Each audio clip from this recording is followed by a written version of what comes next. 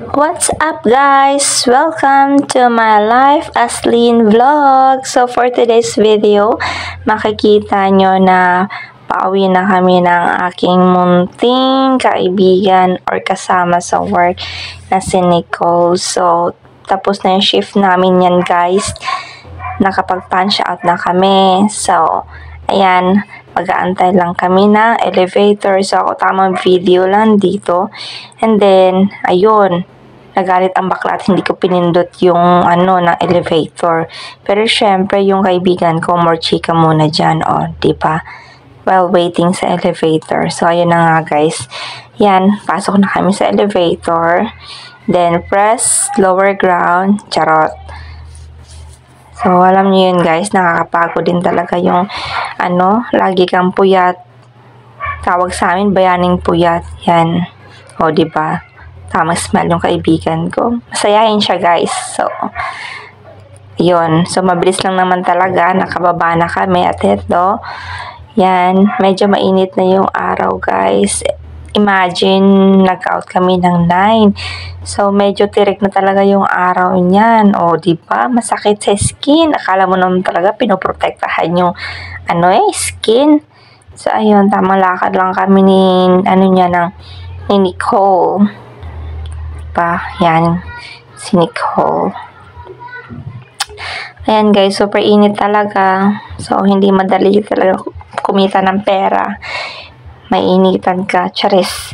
Mabibilad ka sa init, ganon. Siyempre, sa hamon ng buhay, kanya-kanya tayo ng mga na hinahanap. So, ayun na pala guys, nagpaalam na ako kay Nicole kasi dyan siya nag-aabang ng jeep. So, alone na naman ng person. Yan, mainit, mag-isa. So, yun. Tamang lakad lang muna tayo guys. Kahit mainit at nag-iisa. Charis! Okay lang yan guys. Alam mo yung pagod. Mawawala yan every time na maiisip mo na yung ginagawa mo is may purpose. May dahilan. Dahil may mga taong, alam mo yun, umaasa sa'yo, may responsibilidad ka bilang isang tao. Hindi lang para sa sarili mo, pero para sa mga taong mahal mo. So, ito na nga guys, fast forward. Kung nakita nyo yan, hagdan na yan, medyo mahaba. Papunta na ako na MRT niyan guys. So, tara, mabilisan lang to guys. Follow me. Diba? Ang bilis. Nandito na ako sa taas. Siyempre guys, tinakbo ko yan kasi masasaraduhan ako ng elevator. Kayo ba naman nakapagod kayo mag-antay ulit. So, tamang bayad muna para may ticket. Kasi hindi na matutulad ng jeep na pwede ka mag 1, 2, 3. Hoy! Bad yun. Huwag yung gagawin yun, ha? Yun. So, ayan. Lagay natin yung bag natin para ma-check kung naman yan. Bahala na kayo dyan kung ano makita nyo.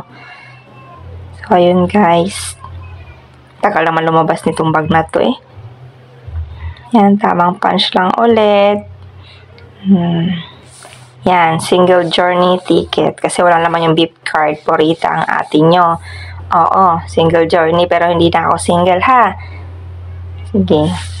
So, yun. Nagkataon, nandiyan na yung tren. So, pasok na tayo, guys. Yan. Tamang tayo lang ang person, walang maupuan kasi sikipan. Siyempre, uwian, pasukan. Yan, fast forward. Nandiyan na ako sa last station, guys. Tamang video lang ang person. Antay na makababa. Yun. Ay, nako. Minsan nakakapagod talaga, guys. Pero, go lang ng go tayo, ha? Laban lang, girl. Ganon. Walang susuko. So, yan. Medyo malapit na rin talaga ako dyan, guys. Malapit na akong bumaba. So, yan. Finally, pababa na ako. At makakauwi na rin talaga ako sa bahay. Makakapagpahinga. So, ayun. Siyempre, yan. Kita nyo naman, maraming tao. Busy rin talaga sila sa buhay nila.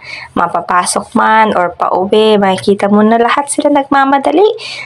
Siyempre ako rin naman, lumamadali rin naman ako guys, para makauwi na at makapagpahinga. So yun, eto na tayo, pababa na tayo guys. Punta na tayo sa daanan. Yan. papuntang Sakayan. Sakayan guys, hindi langit kasi pababayan nyo langit pataas. So ayun, 'di ba? Pansin nyo guys, busy talaga yung mga tao guys. Pauwi na yung mga yan, 'di ba? May kanya-kanyang pinagkakaabalahan sa buhay. So, ayun na nga. Medyo mahaba-haba talaga itong hagdan na to. Medyo nakakahinga talaga yung part na to eh.